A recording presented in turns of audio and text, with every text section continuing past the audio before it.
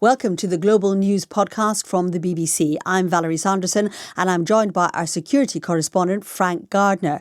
And Frank, there is a warning from the Western intelligence services that China has a scheme to steal state secrets from the West. What do we know about this?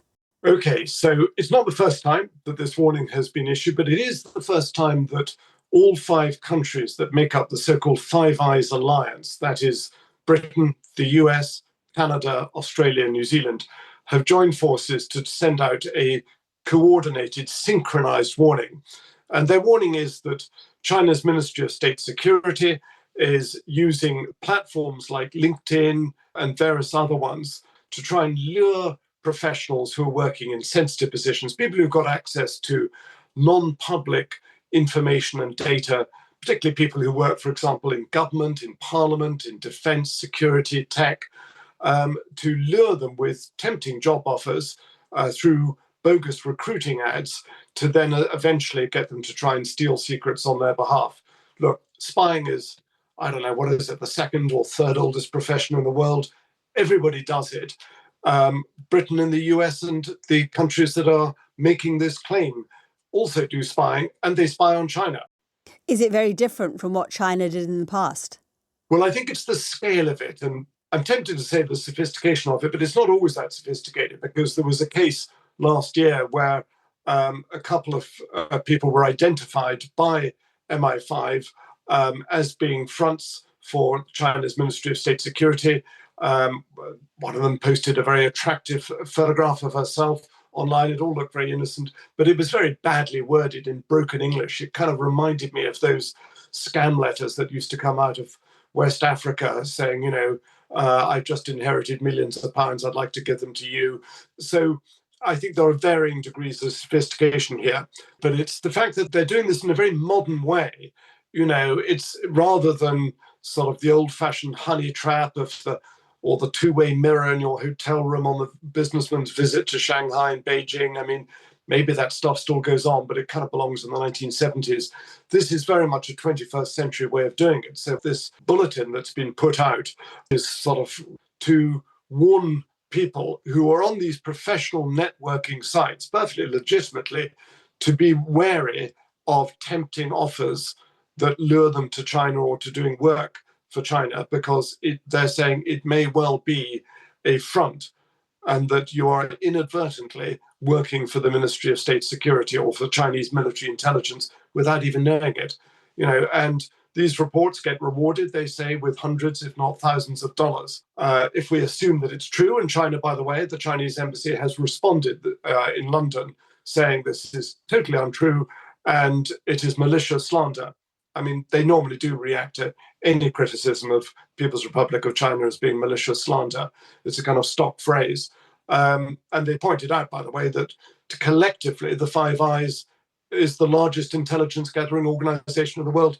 And they would be right, because the biggest partner here is the NSA, the National Security Agency of the United States, which has enormous electronic eavesdropping and interception capabilities.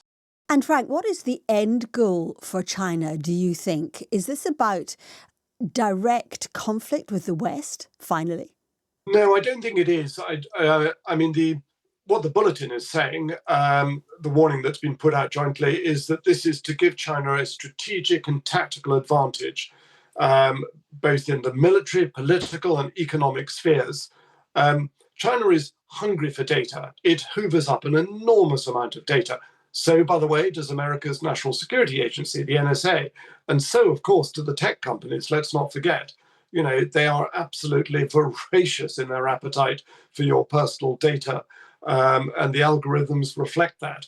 But China has a huge appetite for data. It is currently in a absolute make or break race with the United States when it comes to AI and particularly AGI.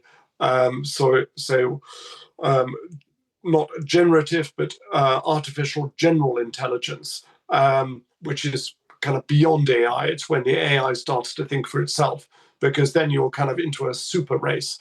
And they are definitely competing for that. So anything that China can use to give them a competitive advantage they're interested in. China doesn't want to go to war with anybody. The last time they fought a war was 1979. And, to use a rather crude expression, Vietnam kicked their butts. I mean, tiny little Vietnam, they had a border war and it did not go well for the People's Liberation Army. So they would love to avoid that. But at the same time, they are building up their military power enormously, not just in hypersonic and nuclear missiles, but also in conventional things like amphibious warfare and drone technology. I mean, they are the world leaders in hypersonic missiles. Those are missiles that travel faster than 5 times the speed of sound. And of course, they've got an interest in Taiwan, which China considers to be a renegade province. The US is bound to help defend it, but there's a big question mark over whether that would mean sending troops to actually defend it. China would like America to just back off and say, you know what, this is our part of the world, you back off. You mentioned the Western countries, to counter this intelligence gathering by China, are also spying on China. I mean, it's a given. Probably nothing like the same scale. I mean, in the case of the UK, it's a minuscule, our population is 70 million?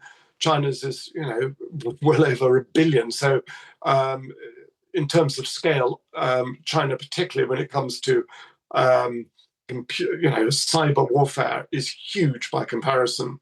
But yes, there was a famous case some years ago where the US decided that it would run its network, its espionage network in China, using the dark web. And it basically instructed its agents, its spies, its actual spies, to kind of log in to a heavily encrypted node on the dark web, whereby the US, the CIA, thought that they would be safe that way. China cracked the code. And once they'd cracked that, they wrapped up the whole network and arrested a whole load of people. So, that pretty much dismantled the US espionage network inside China. I'm not sure that Britain had the same problem. I think that, they tended to do things by different ways. I don't actually know. I genuinely don't know how they spy in the modern age, because it's incredibly difficult. In the old days, the really old days, you'd slap on a moustache and send an intelligence officer in, calling themselves, Professor Buggins from XYZ University, attending a fascinating conference that was actually nothing to do with spying, and then they'd slip out of that and go and make contact in a cafe. That's much harder to do now because of biometric and facial and iris recognition. And China and Russia are very good at this, as are most Western countries these days. So you can't get somebody into a country through passport control without them being identified. And what does this all mean for the relationship with Beijing, Frank? Because these Western countries, the US, UK, Canada, trade with China. They do, which is why the West's attitude to China is very different to its attitude to Russia. So Russia is painted unequivocally as the aggressor and as the supreme threat, the imminent threat to Europe. And the West has partially weaned itself off what Russia has to offer in terms of exports, i.e. its hydrocarbons. Now, they haven't completely done it, but by next year, they will largely have weaned themselves off Russia's oil and gas. You can't do that with China. It is hardwired into the global economy. If you look around your house, your flat, your car, so much of what you use in your daily life, China is in that supply chain, if not actually making it. You can't cut yourself off from China. So therefore, Britain's Security Minister, Dan Jarvis, he's added his comments to this bulletin that's gone out by the Five Eyes Alliance, saying, essentially explaining what I would call Britain's two-pronged attitude to China, which is, while we need to have a relationship with them so that we can call them out on things like this that we will not tolerate, but at the same time, keep an open channel with them because it's of benefit to the UK. And of course it is. Bilateral trade is huge. Sir Keir Starmer, the Prime Minister, was there not long ago. As I say, China is absolutely integral and is the second biggest economy in the world. It may even one day, not too distant future, overtake the United States. Thanks, Frank. That was our security correspondent, Frank Gardner. If you want more on this story, just listen to the Global News podcast. Click on the link below. But that's it from this edition of the Global News podcast here on YouTube. Thanks for watching. Thanks for listening. And bye for now.